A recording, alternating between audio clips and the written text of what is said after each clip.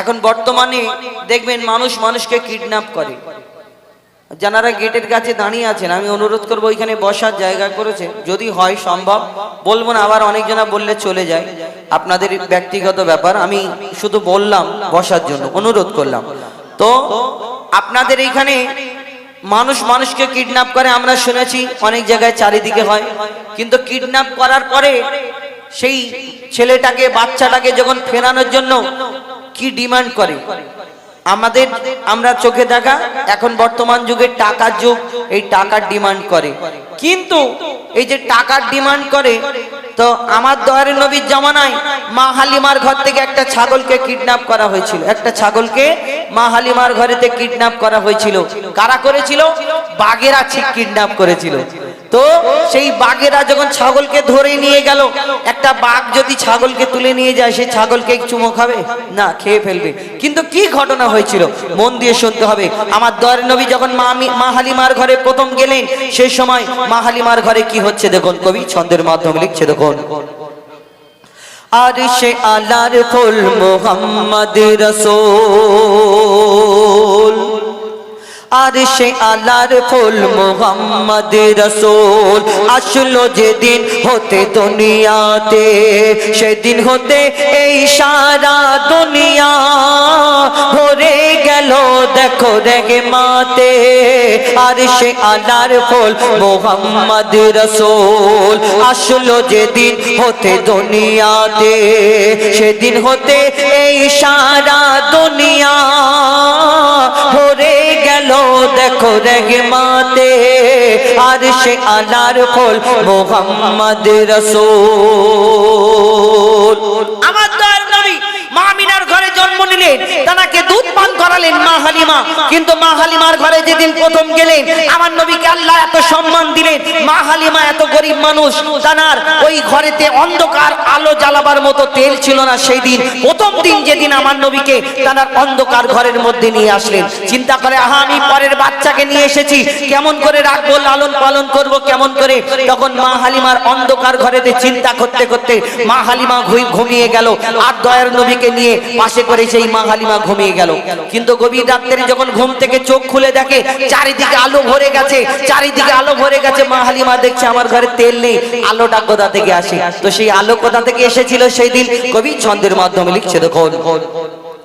মা হালিমা বলে মুহাম্মদ প্রথম যেদিন এলো আমার ঘরে, মা হালিমা বলে মুহাম্মদ প্রথম যেদিন এলো আমার ঘরে, তেল ছিল না বাতি জ্বালাবার, শুয়েছিলাম রাতে অন্ধকারে, গভীর রাতে দেখি লক্ষ্য করে ঘর রয়েছে আলোতে ভরে, গভীর রাতে দেখি লক্ষ্য করে ঘর রয়েছে আলোতে ভরে, মুহাম্মাদের চেহারাতে দেখি এক নূরের জ্যোতি ঝিলমিল করে, নূরের জ্যোতি ঝিলমিল করে। তখন মা হালিমা কি বলে?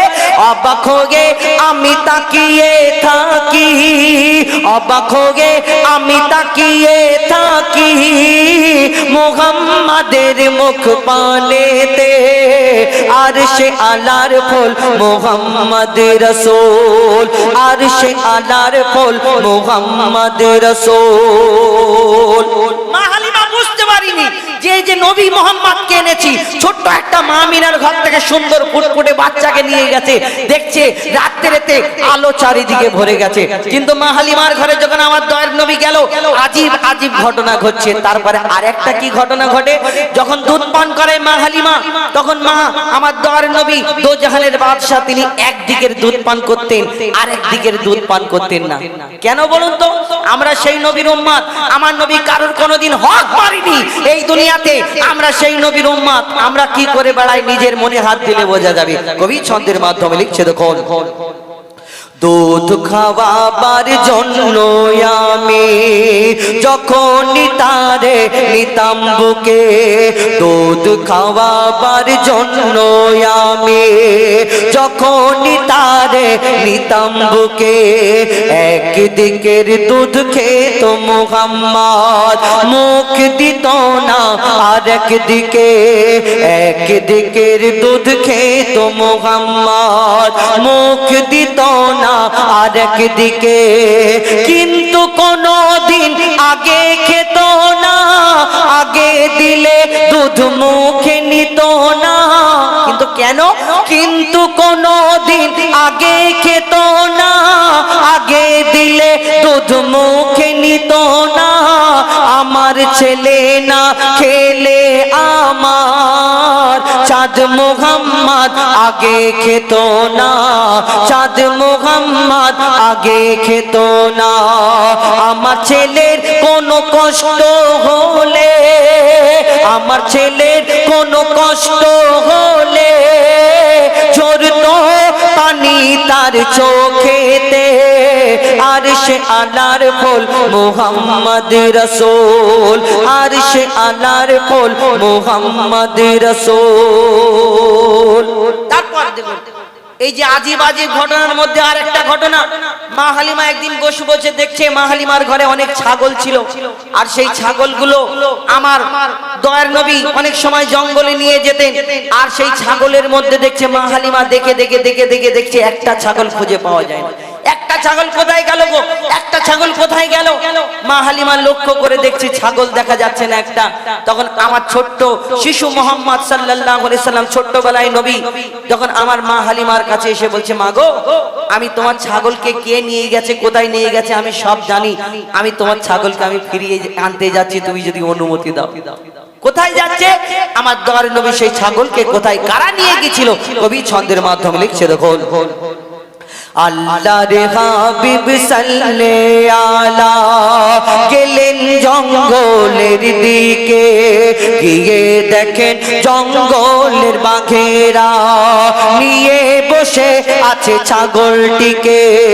আল্লাহর হাবিব সাল্লাল্লাহু আলা গেলেন জঙ্গলের দিকে, গিয়ে দেখেন জঙ্গলের বাঘেরা নিয়ে বসে আছে ছাগলটিকে।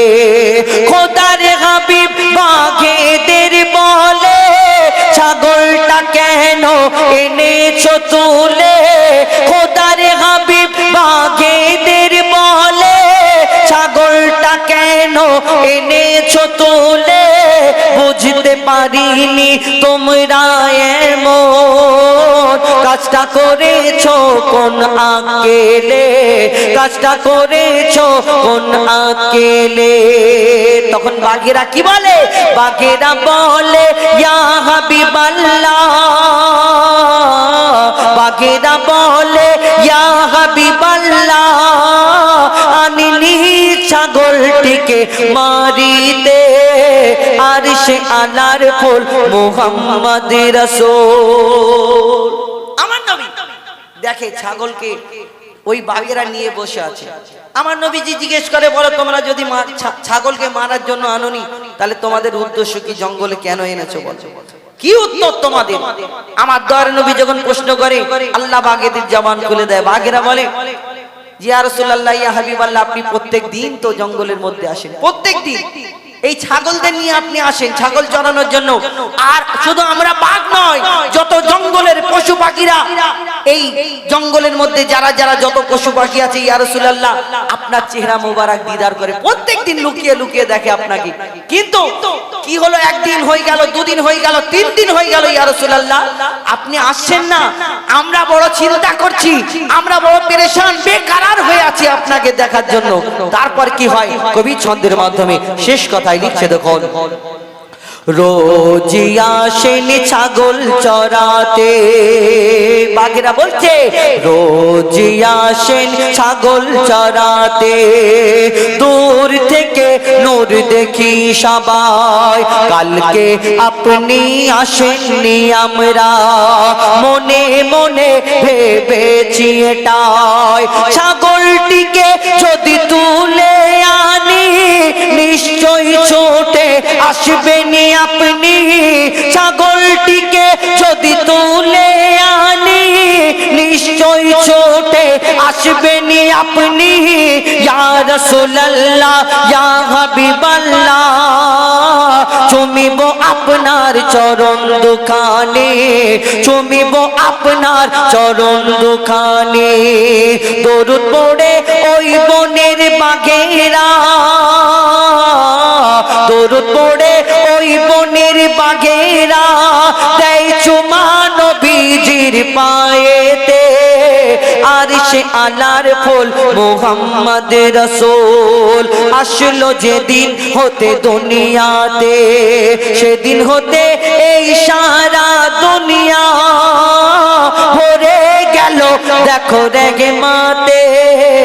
আরশে আলার ফুল মুহাম্মদ রাসূল, আরশে আলার ফুল মুহাম্মদ রাসূল, আরশে আলার ফুল মুহাম্মদ রাসূল।